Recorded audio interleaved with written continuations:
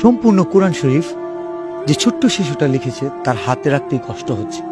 লিখতে কি কষ্ট হয়েছে? জি না, কোরআন যেহেতু অনেক মধুর বাণী, সেহেতু আমার লিখতে কোনো কষ্ট হয়নি, আল্লাহর কালাম যেহেতু। আচ্ছা, আমি কি তোমার কাছ থেকে একটা আয়াত শুনতে পারি? অবশ্যই। শোনাও, এটা আমাকে দাও।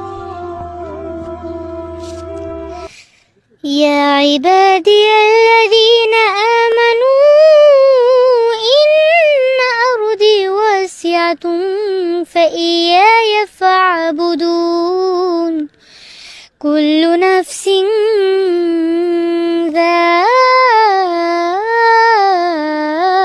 ذائقة الموت كل نفس ذائقة